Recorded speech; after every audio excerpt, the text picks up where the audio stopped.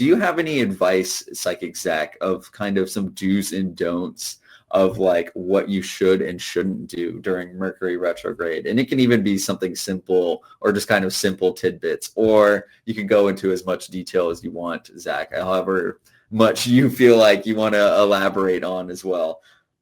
Yeah, exactly. So, I mean, I think, first of all, you need to do a risk assessment. What you don't want to do is close your life down, and go into shelter. That's not going to be good for you or for your mental health. You need to be able to continue with your life.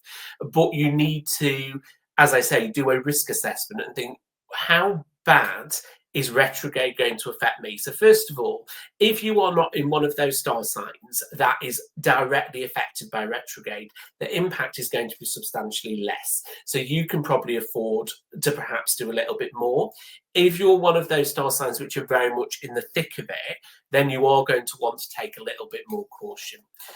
Anything that involves any kind of significant communication that can be avoided until after the 29th of November, I would absolutely recommend doing that. So if you're talking about any big decisions that you're going to make, any contracts that are potentially going to have to be signed, anything like that, if it can be delayed, I would very much suggest that you sort of push it back, because although it won't be critical, you can always go back and tweak things later. It's good to just sort of do it when you've got a clear mind and you've not got that room for distortion. Because as I say, what you say may not be how somebody else receives it, and that can cause some real problems.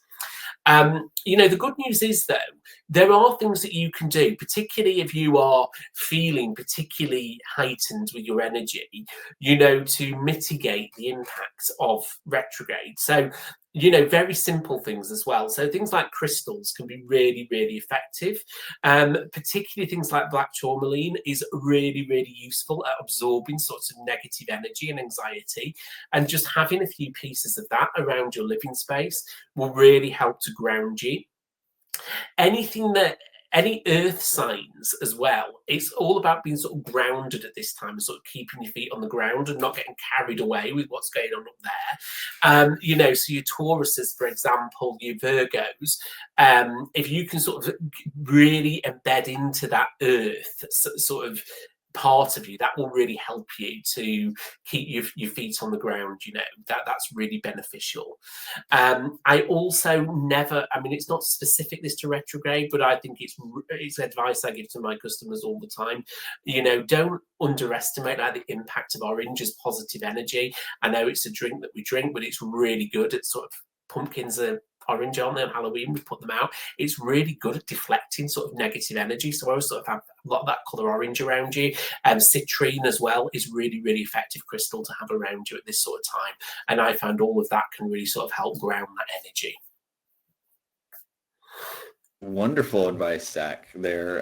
Yes, again, our do's and don'ts kind of during retrograde from Psychic Zack, our source and astrology expert here. Now, I did see another question come in from Ava, who is wanting to know in a kind of general sense, do you see Mercury retrograde also kind of causing random accidents too and just random disruption? She feels like she always kind of sees this pattern during retrograde where just kind of a little bit, I guess, stuff that wouldn't happen is more prone to during this time. So is Ava right about this?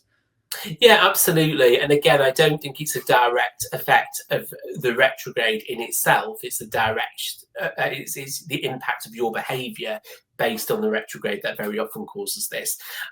So what happens is you start to lose focus in your own head, which can then cause accidents, because rather than thinking, right, I'm walking along this road today, or I'm driving my car down this lane today, and you're focused on the task, your mind starts to wander, and it starts to wander into the what ifs, and I wonder about this, and all of that kind of stuff. And once you lose that focus, that's when accidents can come in. So absolutely, we always see a peak in accidents during Mercury retrograde. So yeah, so a good way to deal with that is, if you are doing something, if you're going out in the car, if you're going for a walk or a run or something like that, have something in your head that you're going to focus on, that's not going to allow your mind to wander, because as soon as you start wandering, that's when those accidents are going to come in.